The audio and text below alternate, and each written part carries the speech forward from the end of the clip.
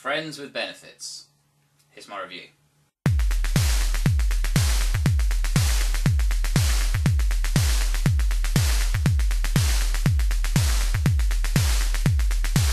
So Friends with Benefits is another sex comedy to come out in the same year as, and actually it's very, very similar to a previous entry called No Strings Attached, which starred Natalie Portman. And the ironic thing is, Natalie Portman starred with Mila Kunis in Black Swan, and consequently Mila Kunis is the star of Friends with Benefits. So it's Swan versus Swan, sex versus sex. 2011 is the battleground. Now, No Strings Attached sucked. I mean, it was poorly written, it was poorly executed. Natalie Portman had to carry the entire weight of the film. Ashton Kutcher was the other guy, and he's... ugh, no. You know, it was a very poor entry. So, in all honesty, for Friends with Benefits to be better than it wasn't that difficult. So, consequently, Friends with Benefits tells the story of Dylan, who's played by Justin Timberlake, who is a blogger from LA, who is headhunted by GQ and the company who Mila Kunis works for. Her name is Jamie. And she collects him from an NY airport, and he has an interview at GQ magazine, and he gets the job, and they become friends. And they've recently singled people. Their partners have, you know, split up, and they're fed up with dating. They don't want to date anymore.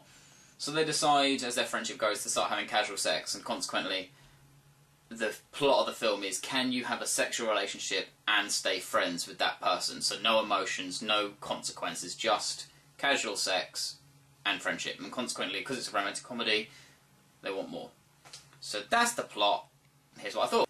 Okay, for those who are too lazy to actually read my review, my handwritten one, that's why I can't done this video review. I'm starting to get back into the swing of it. So, Friends with Benefits is brilliant. It's been slated by a few critics, and unfairly. I think people think that since sort of the Judd Apatow era, in order to make a successful or at least amusing comedy, like especially romantic comedy, to keep male audiences and female audiences engaged, it's got to be sexual, or it has to have somebody beautiful in it. And I think this stereotype is penalising films like Friends with Benefits because, yeah, they are two beautiful, sexy people, and yes, they are talented, and yes, they are successful, and blah, blah, blah, blah, blah, and yes, they have sex, and, you know, whatever, but fundamentally, the sex is actually quite, it's actually quite minute compared to the actual progression of the movie and how everything takes place. And I thought it was absolutely brilliant. I couldn't believe how good it was, you know. There are general moments of hilarity in there, you know, there's a couple of things that are side-splitting. There are, you know, constant giggles and laughs throughout.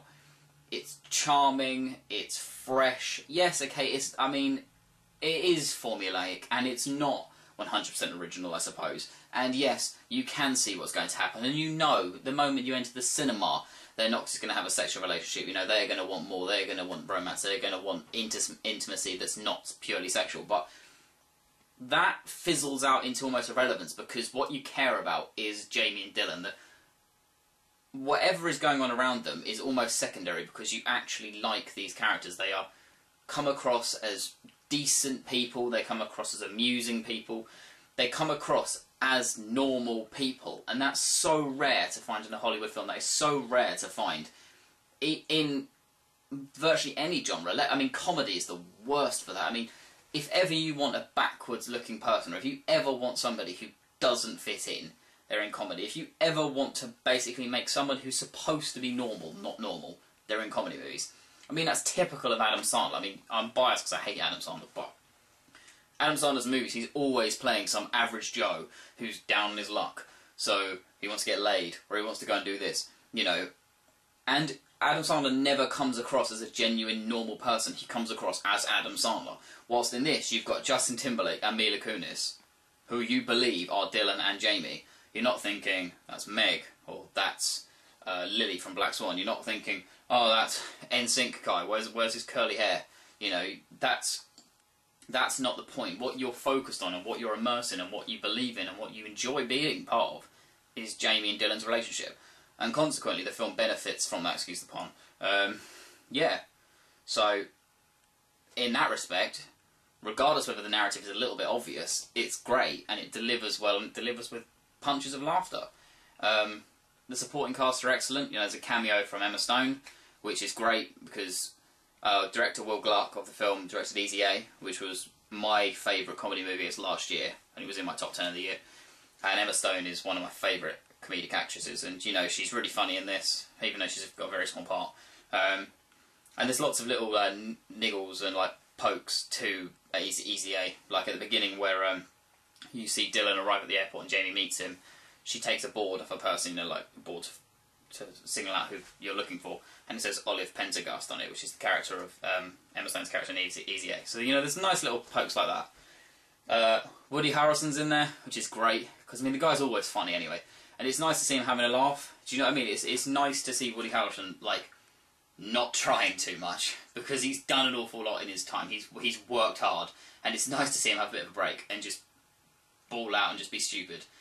Patricia Clarkson's in there again, who was in Easy A, and she's always funny. She's always fresh. She's always quirky, and yeah, she does quite often play like the feisty mum, but who cares? She's good at it, so why not?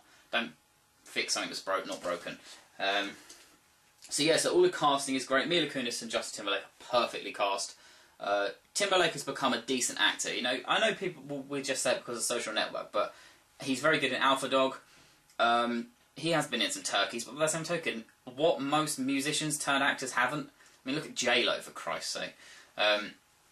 Justin Timberlake has actually become a decent actor, and he's a believable leading man, and I'm really glad for him in this role, and In Time comes out at the end of the year with Amanda Seyfried, which looks awesome. So, yeah, this is definitely a good stepping stone for him for that picture. Mila Kunis, as we know, she's sassy, she's sexy, she's funny, she's glamorous, but she's also very human, and she's very frank and honest, and she comes across as a decent person. And for you to believe a character that almost replicates her as a person, that's great, because we have no idea what Mila Kunis is like. We don't know Mila Kunis, but you assume she's nice. And that assumption just proves that she is a talented actress. So yeah, so great. So I recommend wholeheartedly you go see Friends with Benefits. It's got everything you could want for a romantic comedy. It's got plenty and plenty for guys to enjoy just as much as women. It's a great date movie. I would recommend it. I give it my highest rate. I think it's a 5 out of 5. I think it's the best comedy film of the year so far. Admittedly, I haven't seen Bridesmaids, so for me, for what I've seen, it's the best comedy of the year. Many people will have said Bridesmaids is the best, and I haven't seen it yet, and I will see it. But it's better than Horrible Bosses, which I enjoyed very much. It's a million times better than The Hangover Part 2. It's a million times better than all the other crap that we've already had this year.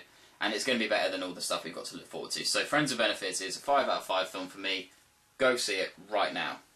If you like what you've seen here, please follow my website, which I've put the link at the bottom, http://haydonsmoviehouse.blogspot.com. Alternatively, I'm going to keep doing movie review videos here.